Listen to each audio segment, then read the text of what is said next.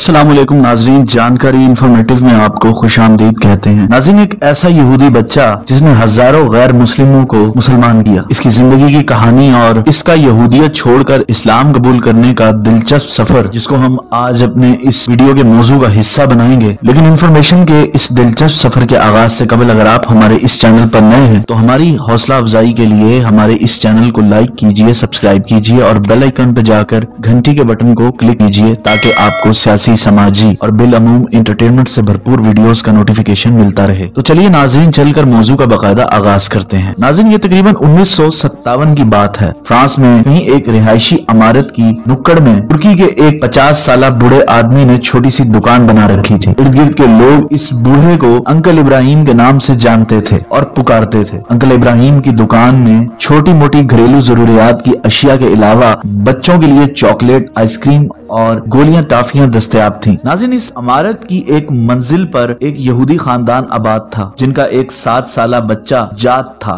जाद तकरीबन रोजाना ही अंकल इब्राहिम की दुकान पर घर की छोटी मोटी जरूरियात खरीदने के लिए आता था। दुकान से जाते हुए अंकल इब्राहिम को किसी और काम में मशगूल पाकर जाद ने कभी भी एक चॉकलेट चोरी करना ना भूली थी। एक बार जाद दुकान से जाते हुए चॉकलेट चोरी करना भूल गया। अंकल इब्राहिम ने जाद को पीछे से आवाज देते हुए कहा, जाद आज चॉकलेट नहीं खाओगे? अंकल इब्राहिम ने ये बात मोहब्बत में की थी या दोस्ती से, मगर जाद के लिए एक सदमे से बढ़कर थी। जाद आज तक यही समझता था कि उसकी चोरी एक राज थी, मगर मामला इसके बरक्स था। जाद ने गिड़ाते हुए अंकल इब्राहिम से कहा कि वो अगर इसे माफ कर दे तो आइंदा वो कभी भी चोरी नहीं करेगा। मगर अंकल इब्राहिम ने जाद से कहा, अगर तुम वादा करो कि अपनी जिंदगी में कभी भी किसी की चोरी नहीं करोगे तो रोजाना का एक चॉकलेट मेरी तरफ से तुम्हारा हुआ। हर बार दुकान से जाते हुए ले जाया करना। और बिलाखिर इस बात पर जाद और अंकल का इत्तेफाक हो गया। नाज़रीन, वक्त गुजरता गया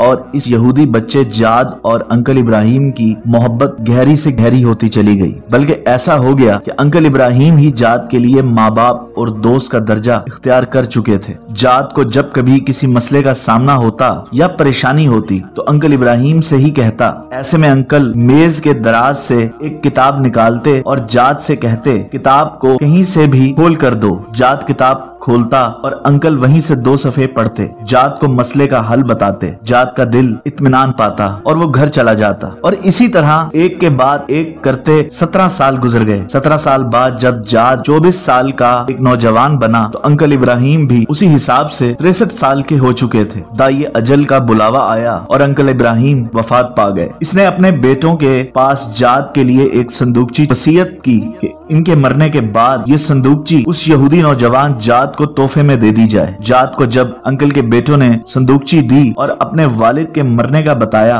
तो जाद बहुत गमगीन हुआ, क्योंकि अंकल ही तो उसके गमख्वार और मोनस थे। जाद ने संदूकची खोल कर देखी तो अंदर वही किताब थी जिसे खोलकर वो अंकल को दिया करता था। जाद अंकल की निशानी घर में रख कर दूसरे कामों में मशगूल हो गया, मगर एक दिन उसे किसी परेशानी ने घेरा। आज अंकल होते तो वो इस किताब को खोलकर 2 सफ़े पढ़ते और मसले का हल सामने आ जाता। जाद के जहन में अंकल का ख्याल आया और इसके आंसू निकल आए। क्यों ना आज मैं खुद कोशिश करूं। किताब खोलते हुए वो अपने आप से मुखातिब हुआ, लेकिन किताब की जुबान और लिखाई उसकी समझ से बालातर थी। किताब उठाकर अपने ट्यूनिसी अरब दोस्त के पास गया और इसे कहा कि मुझे इसमें से 2 सफ़े पढ़कर सुनाओ। मतलब पूछा और अपने मसले का हल निकाला। वापस जाने से पहले इसने अपने दोस्त से पूछा, ये कैसी किताब है? ट्यूनिसी ने कहा, यह मुसलमानों की किताब कुरान पाक है। जाद ने पूछा, मुसलमान कैसे बनते हैं? ट्यूनिसी ने कहा, कलमा शहादत पढ़ते हैं और फिर शरीयत पर अमल करते हैं। तो फिर सुन लो, मैं आज से मुसलमान हूँ। और जाद ने कलमा शहादत पढ़ लिया और अपने लिए जादुल्लाह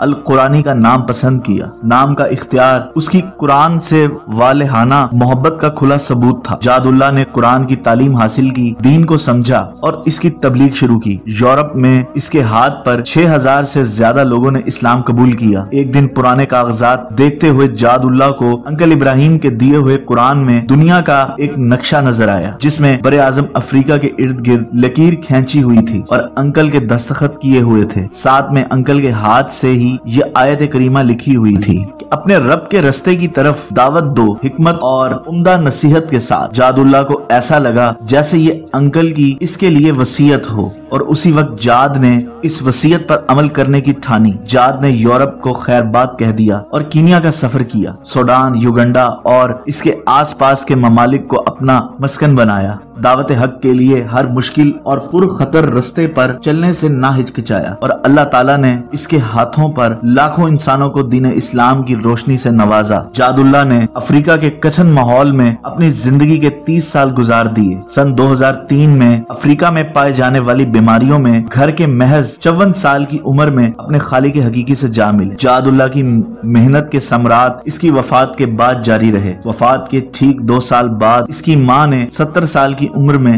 اسلام قبول کیا۔ جاد اللہ اکثر یاد کیا کرتے تھے کہ انکل ابراہیم نے اس کے 17 سالوں میں کبھی بھی اسے غیر مسلم محسوس نہیں ہونے دیا، اور نہ ہی کبھی کہا کہ اسلام قبول کر لو، مگر ان کا رویہ ایسا تھا کہ جاد کا اسلام قبول کیے بغیر چارہ نہ رہا۔ تو ناظرین محترم، یہ تھا ہمارا آج کا انٹرسٹنگ ٹاپک۔ انشاءاللہ ایک نئی ویڈیو کے ساتھ بہت جلد آپ کی خدمت میں حاضر ہوں گے۔ اللہ تعالیٰ آپ کا ہمارا سب کا حامی و ناصر ہو، اور اللہ تعالیٰ ہم سب کو قرآن اور سنت پر چلنے کی توفیق عطا فرمائے۔ اللہ نگہبان۔